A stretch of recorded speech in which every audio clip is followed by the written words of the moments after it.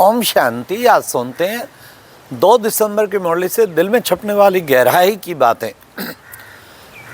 आज का मुरली मंथन दिल्ली के सत्कार भवन से कर रहे हैं। आज प्यारे बाबा के राष्ट्रपति भवन में राष्ट्रपति महोदय ने कई विंग्स बुलाए हैं, scientist engineer wing, shipping aviation, jurist wing और 2 और को भी बुलाया।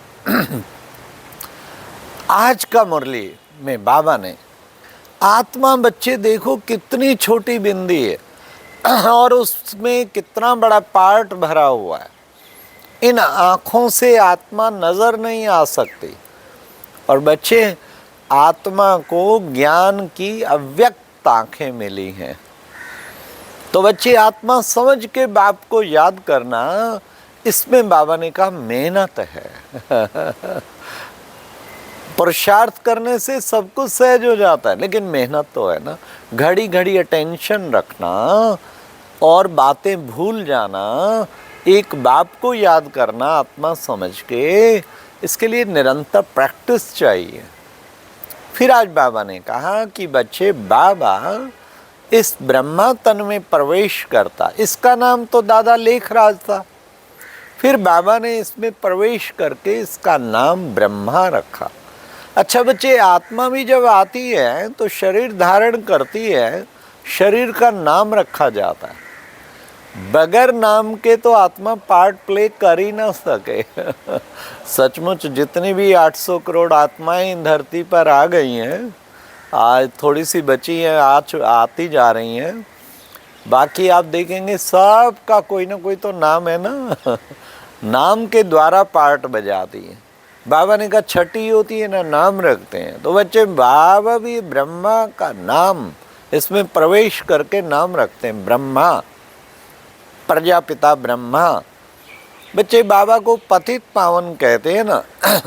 वो पतित पावन ईश्वर इस वक्त आकर के तुम सबको पावन बनाते हैं।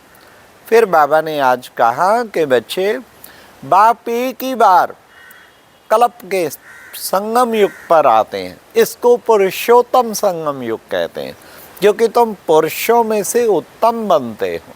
कितना उत्तम तुम्हें बनाते हैं। फिर बाबा ने कहा कि बच्चे बाबा पुरुषोत्तम बना के तुम्हें कितना ऊंचा बना ले कल्प के संगम युग पर। अच्छा बच्चे, तुम देखो देवता बनते हो, फिर क्षत्रिय। बाबा 3 धर्म की स्थापना करते हैं, देवता, क्षत्रिय और ब्राह्मण धर्म। फिर बाबा ने कहा कि बच्चे बाप आकर के तुमको श्रीमत देकर श्रेष्ठ बनाते हैं, तुम बाप की श्रीमत पर चलकर श्रेष्ठ बन जाते हो और तुम्हें दैवी गुणों को धारण करना है। एक एक दैवी गुण पे अटेंशन चाहिए। मेरे में अंतर्मुखता कितनी, मेरे में गंभीरता कितनी, मेरे में निर्भयता कितना, गुण ग्राहकता कितना, हर गुण को हमने अपने अंदर धारण करना है, 100% धारण करना, क्योंकि हम सब बनने जा रहे हैं सर्वगुण संपन्न। तो उसके लिए पुरुषार्थ करना है ना। फिर बाबा ने कहा कि देखो बच्चे, कल पहले बाबा ने आकर जैसे ज्ञान जिस समय दिया था उसी समय ही आकर के देंगे। कल पहले जो बच्चे बाबा के बने थे वो बनेंगे। आज बाबा ने कहा कि सतयुग में भले सब 16 कला संपूर्ण निर्विकारी होते हैं, लेकिन पद तो होते हैं ना। भले नमन नहीं करेंगे, नमन यहाँ करते हैं। हाँ, विकारी राजाएं निर्विकारी देवी देवताओं के आगे नमन करते हैं, वहाँ नमन नहीं करेंगे। परंतु ये नहीं है कि रिगार्ड नहीं रखेंगे, रिगार्ड होगा। छोटे पद वालों का बड़े पद वालों के प्रति रिगार्ड जरूर होगा। नैनों में बहुत प्यार, स्नेह, सत्कार की भावना होगी। ये तो दिव्य गुण है ना, तो होते ही दिव्य गुणों से संपन्न है और सब बहुत मीठे होंगे। हाँ, ऐसा लगता है ना जैसे सतयुगी झाड़ नजर आने लग गए। हाँ, कैसे हम देवी देवता बने हुए थे वहाँ पे। फिर बाबा ने आज कहा कि बच्चे देखो, तुम बच्चे, अब मैं आकर के तुमको पतित से पावन बनाता हूँ, तुम्हें पवित्र बनाता हूँ। पवित्र बन के ही तुम उस फिर दुनिया में जा पाते हैं। इसलिए बच्चे यहाँ कमल पुष्प समान पवित्र जरूर बनना।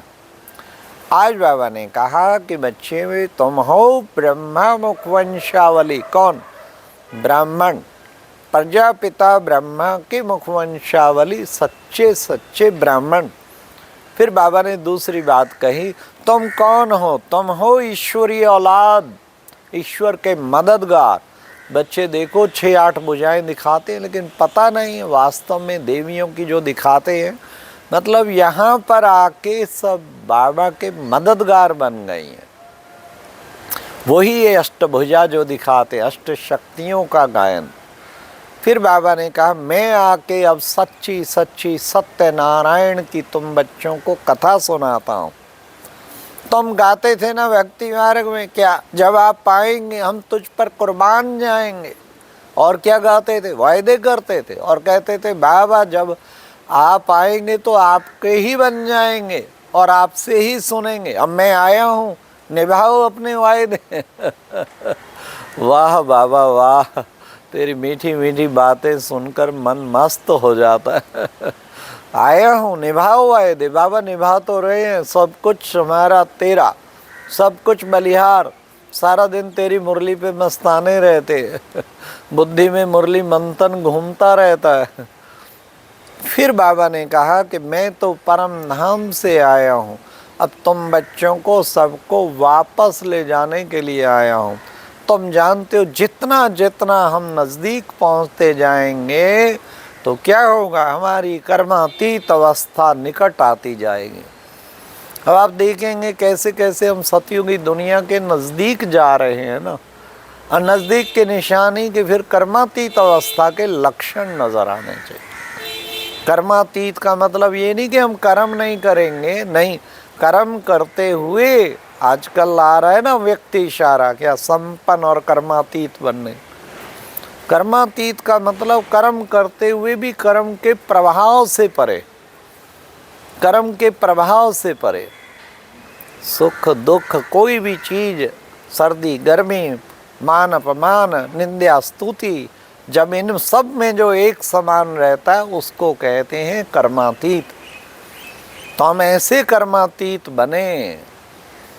तो बाबा ने आज कहा जो नज़दीक आते जाओगे सतयुगी दुनिया के तो तुम्हारी कर्मातीत अवस्था बहुत नज़दीक पहुंच जाएगी। हमें लक्ष्य ये होना चाहिए। हमारी दादी को भी कितना अंदर दृढ़ लक्ष्य था, मुझे संपन्न और कर्मातीत बनना है। उसके लिए हमेशा याद रखें, कर्मातीत स्थिति को प्राप्त करना है तो करण करावन हार बाप है, ये बुद्धि में जरूर रहना चाहिए। बाबा कर्म करा रहा है और हमेशा अभ्यास करो इन कर्मेंद्रियों द्वारा, मैं आत्मा मालिक बन के कर्म कर रही हूँ तो कर्मातीत अवस्था निकट आ जाए। फिर बाबा ने आज सतयुगी दुनिया पे भी कहा, कितने सुंदर बच्चे, वहाँ नया घर होगा, नई दुनिया होगी, उसकी नए घर की कितनी खुशी होगी। बच्चे फिर थोड़ा थोड़ा पुराना होता है त्रेता में, फिर तो बच्चे उसको पूर्ण स्वर्ग नहीं कह सकते, फिर थोड़ा फर्क आ जाता है, फिर वो स्वर्ग भासता नहीं है। त्रेता में भी, आज के युग से तो त्रेता भी बहुत अच्छा है, लेकिन तब इतना बाबा ने कहा। अब लास्ट बाबा ने फिर आज वरदान में खास कहा कि बच्चे एवर हैप्पी भाव कैसे बनेंगे, उसका बाबा ने तरीका बताया कि बच्चे सदा कैसी भी परिस्थितियों, नीरस वातावरण में भी खुशी की झलक का अनुभव कराने वाले सदा एवर हैप्पी भव। वातावरण नीरस हो, बिल्कुल ऐसा माहौल हो उसमें भी खुशियों से भरपूर हो जाएं, सदा खुशी की झलक का अनुभव करा दें किसी को, तो बाबा ने कहा ये है एवर हैप्पी बनना है। एवर हैप्पी होगा वो एवर हेल्दी भी बनेगा तो वेल्दी भी बनेगा। बाबा ने कहा नीरस को भी खुशियों के वातावरण में बदल देने वाले ऐसे एवर हैप्पी भाव। फिर बाबा ने आज स्लोगन में भी कितना सुंदर हम बच्चों को बताया। बाबा ने कहा कि अशरीरी वह है जिसे शरीर का कोई भी आकर्षण, शरीर की कोई भी आकर्षण ना हो, ना किसी और शरीर की आकर्षण।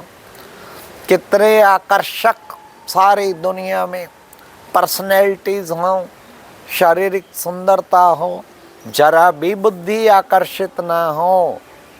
हाडमास का शरीर है ना, क्या आकर्षण करना, आकर्षण एक शिव बाबा की हो। अच्छा, बाबा ने आज कितना सुंदर अव्यक्त करते इशारा दिया कि कर्मातीत बनने के लिए कर्म से न्यारे और एक बाप की याद में करेंगे। अच्छा, ओम शांति। ये थी आज की मुरली से दिल में छपने वाली गहराई की बातें।